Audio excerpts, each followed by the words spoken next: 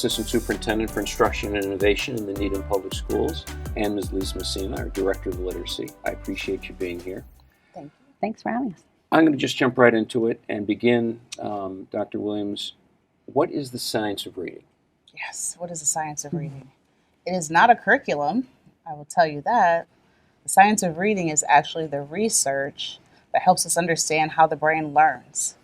And so there are three really important parts of the brain that work together when we're reading. It's audio, it's visual, and it's meaning making. But that's not an innate, natural process. We have to learn how to coordinate those systems. And so the science of reading is a structured and systematic way for us to develop neural pathways in our brain so that we can make meaning of the letters and the words and the sounds that we see on the page or hear someone read aloud.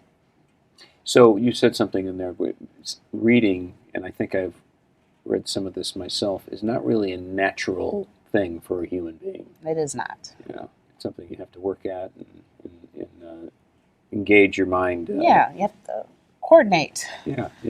Synchronized swimming. Okay. Well, maybe not that. But. I think it's kind of like that. Well, so if that's the science behind reading, and we have literacy instruction, specifically in grades K through 8, but the emphasis is at the elementary level. Lisa, what does literacy instruction look like in Needham's elementary schools?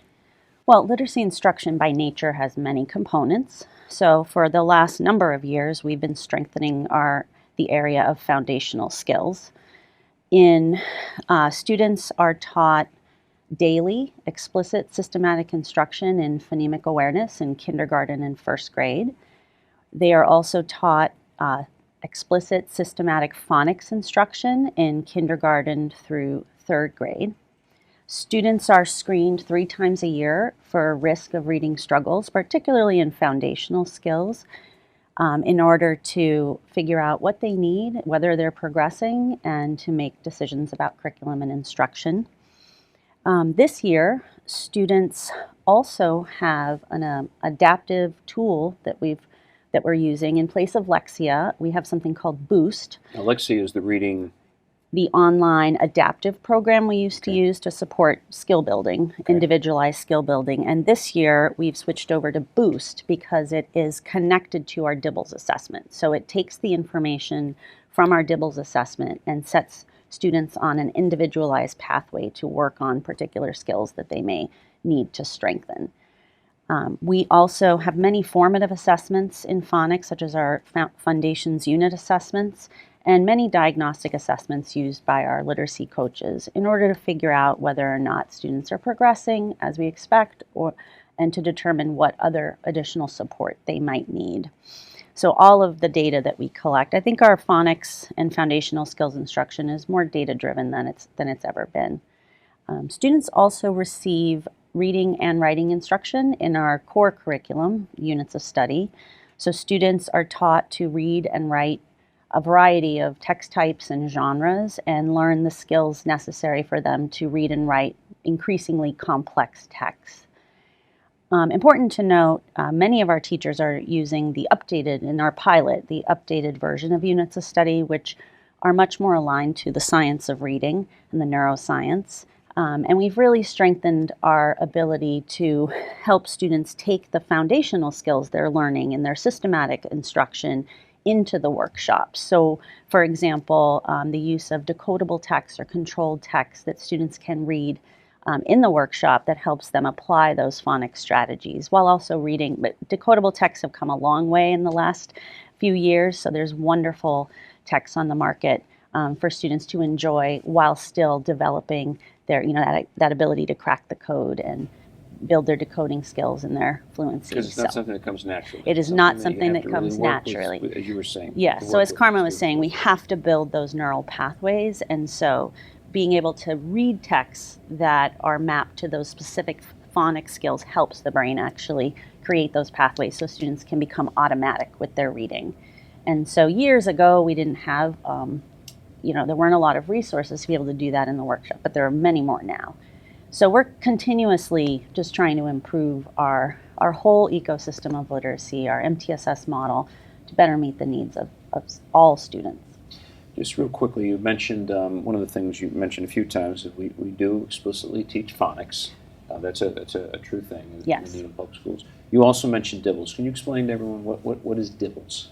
Yeah, so DIBELS is our early literacy screening tool, and students are assessed in kindergarten through third grade 3 times a year. And so each year has some different components that we assess, and it's everything from those phonemic awareness skills, can students hear the sounds in words, can they manipulate sounds in words, up through, phonics skills and even comprehension through like cloze activities. So it screens students to sort of see, are they on track, making progress in these very critical early skills so that they can become successful readers, or are there some cracks, some areas of weakness that we need to shore up? It also highlights areas that could be markers for dyslexia or other issues. That's why I call it a screener. Okay. They're not benchmarks, they're screeners to help us ensure that students that risk is minimal, they're on track. And we're using that data. Our teachers are using that data. Our instructional coaches are using Yes. that data to help individual students and all of our students to Yes. move forward. So there's a lot of work going on at the elementary level. That's a lot of work for our classroom teachers. I'm wondering, Dr. Williams, if you can tell us, despite all of our efforts, there are still some students who may lag behind. Do we have gaps in our reading in the Needham Public Schools? What is that? What are they, and how are we trying to address them? We do. And so in looking at our MCAS data, in 3rd through 8th grade, we have about 68% of our students are meeting or exceeding expectations, which is well above the state, which is only at 40%. And while that is something to celebrate, our students that are most marginalized, meaning our students that fall into the category of high needs or special education, low income, our African American students, are averaging about 30%. 30% proficient.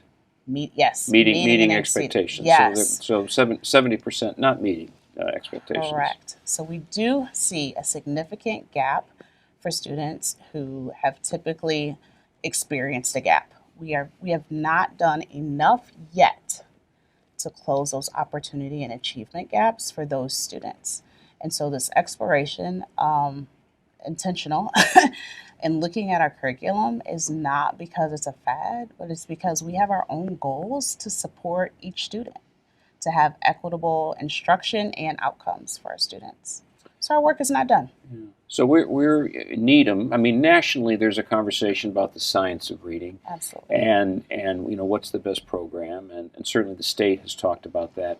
Here in Needham, we're looking at what we're doing, and also concerned about those gaps Yes. for our students, particularly in the 3rd grade, which is a critical year, so that we can narrow those gaps and improve upon that. Lisa, a little while ago, you started with the instructional coaches and principals an assessment, a study of our curriculum, and we now have embarked upon a pilot with 4 different programs. Can you briefly describe what those 4 programs are? Yes. So 3 years ago, actually, we started narrowing down the list of options and we presented staff with 6 different programs that in order to pilot, and 4 were selected. So we have the ARC program, which is a knowledge building curriculum program, it's the American Reading Company, and we're piloting that curriculum at 1st and 4th grade. We have Benchmark Advance, which is another knowledge building content area literacy program that we are piloting at 2nd and 3rd grade. We have Collaborative Classroom, which is a genre-based study for readers and writers, and we are piloting that at grades 1, 2, and 4. And then we have the revised units of study, which just came out this past year, that we are piloting in. Each grade has teachers who are piloting that curriculum because we really wanted to make sure that teachers had the most updated materials. And as I said, the new version is much more aligned with the science of reading. So if we were going to pilot that, we wanted teachers to have access to that. So those are the 4 that we're looking at, and we're collecting data and looking at student work and it's a pretty robust review of these 4 curriculum that we're going through this year. And we're looking at all that during the course of this year to decide if there is a path that we want to take, either what we have, I shouldn't say have been doing because the program has changed, but perhaps using similar materials or going in a new direction altogether. Right. And I know our budget process will be aligned with providing the resources we need for whatever path we choose. If parents want to get more information, are we providing an opportunity for them to be engaged and learn more about what we're doing? Yes, Lisa and her team are providing a January 28th evening forum for the community to come out and kind of just take a gallery walk, if you will, of our materials.